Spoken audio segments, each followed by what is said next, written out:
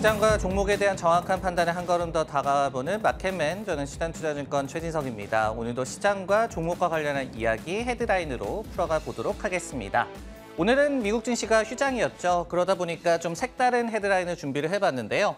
1400% 랠리냐 아니면 70% 다시 한번 급락이냐, 비트코인이 어디로 갈 것이냐에 대해서 올해의 전망이 극과 극을 엇갈리고 있다는 내용 한번 살펴보도록 하겠습니다. 모두가 잘 아시듯이 작년도에 암호화폐 시장은 혹독한 겨울을 맞았습니다. 비트코인 가격 같은 경우에 60% 이상 급락을 했었죠. 그러면서 시장의 시가총액이 1조 3천억 달러 정도 증발을 하는 또 혹독한 겨울을 보냈던 암호화폐 시장 전반이라고 볼 수가 있겠습니다. 저희가 또 많이 뉴스로 접했듯이 테라 USD 그리고 거래소 FTX가 붕괴되는 그런 이슈가 있었고요.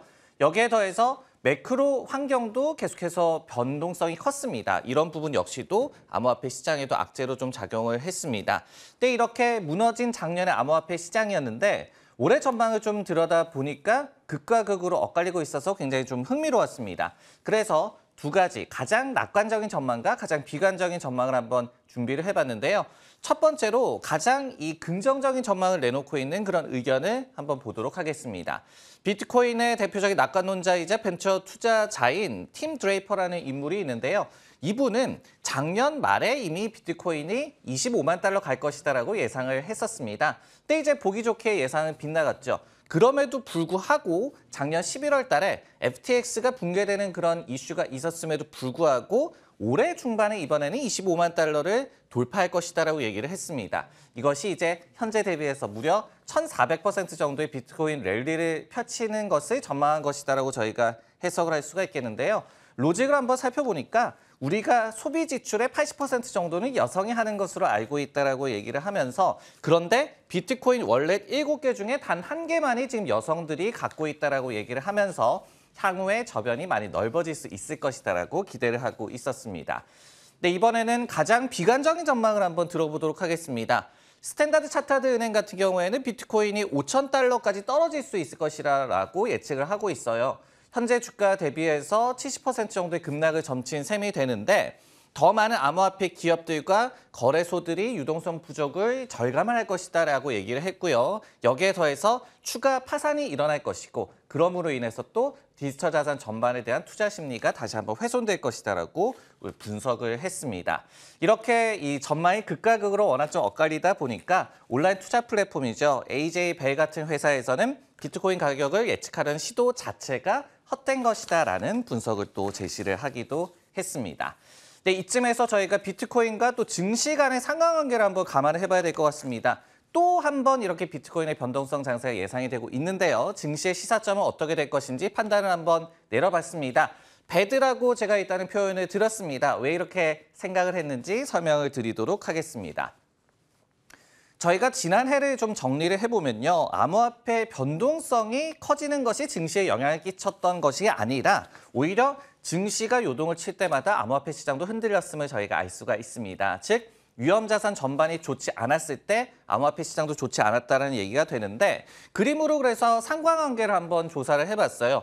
현재는 이 비트코인 가격이 S&P 500 지수와 나스닥 지수에 대해서 상황관계 한 상황계수 0.5에서 0.6 정도를 나타내고 있습니다. 똑같이 연동된다라고는 볼 수가 없는 그런 상황인데요. 근데 이제 한 해 동안의 좀 흐름을 보면요. 4, 5월 달에 그리고 9월, 10월 달에 이렇게 증시가 좀 부진했을 때는 암호화폐와 증시 간의 상관관계가 높아졌음을 저희가 알 수가 있습니다.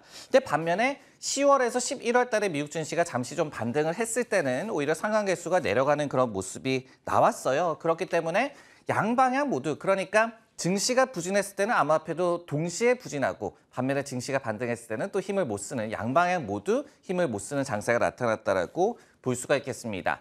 여기에 더해서 지난해에 이제 달러화 가치가 7% 정도 또 한번 상승을 했죠. 그런데 이제 비트코인은 70% 가깝게 떨어졌습니다. 그러다 보니까 인플레이션에 대한 해지 역할도 좀 실패를 했다. 결국은 위험 자산이 살아야 암호화폐도 살아날 수 있다. 올해도 이런 부분을 저희가 염두를 해봐야 될 것 같습니다. 한 가지 더 체크할 부분은요. 지난해 코인베이스의 주가가 약 한 90% 정도 하락을 했습니다. 여기에 더해서 비트코인 관련주, 국내에서도 비트코인 가격 자체와 비교했을 때 하락폭이 더욱더 확대됐음을 알 수가 있었는데요. 여기에 더해서 최근에 마케터치가 이렇게 또 얘기를 했습니다.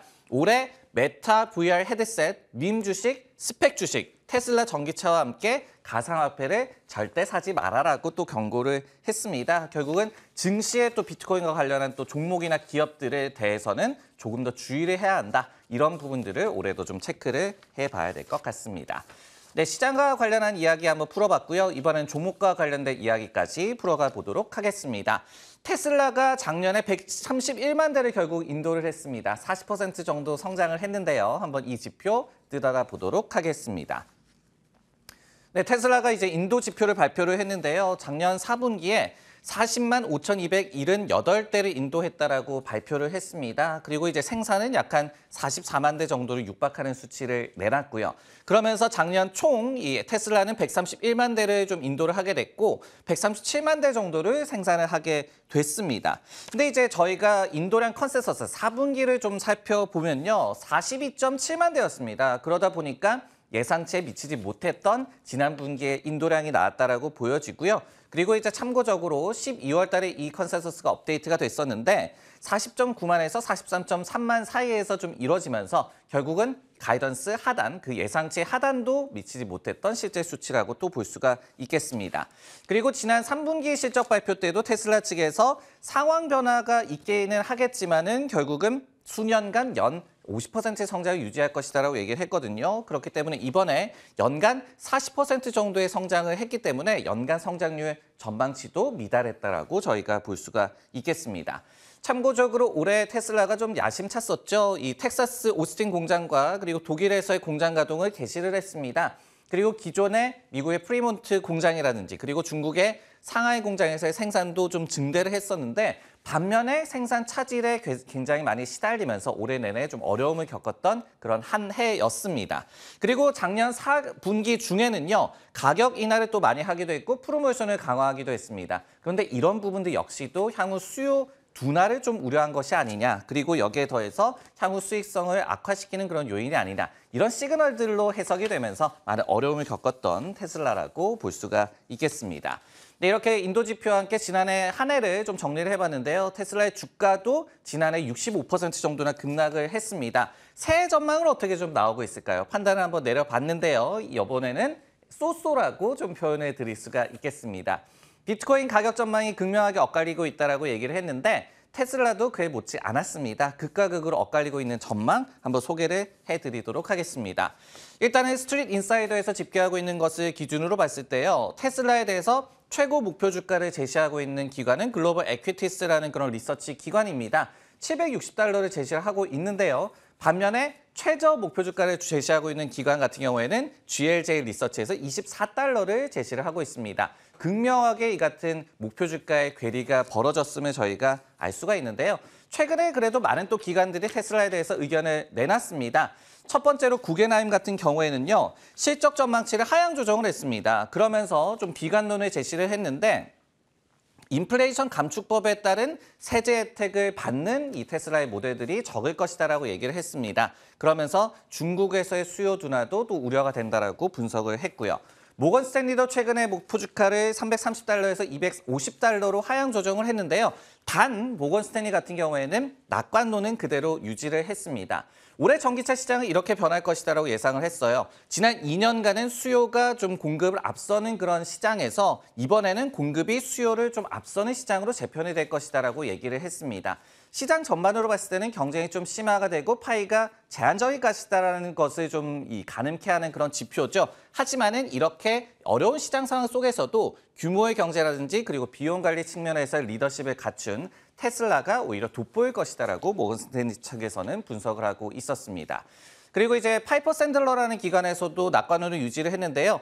올해 성장 둔화 가능성은 부인할 수 없다라고 얘기를 하면서도 하지만은 테슬라의 점유율 급락이라든지 장기 전망의 훼손을 예상치는 않는다라고 얘기를 했습니다. 마지막으로 베어드라는 기관에서도요. 이 목표 주가는 물론 316달러에서 252달러로 하향 조정을 했습니다. 하지만 테슬라가 여전히 올해 베스트 아이디어라고 또 분석을 제시하기도 했습니다. 이처럼 전체적으로 눈높이는 좀 낮아졌지만요. 테슬라에 대해서 강세론을 유지하는 시각도 있음을 저희가 체크를 잘 해봐야 될 것 같습니다. 네, 마켓의 오늘 준비한 내용이 여기까지고요. 저는 내일 다시 돌아오도록 하겠습니다.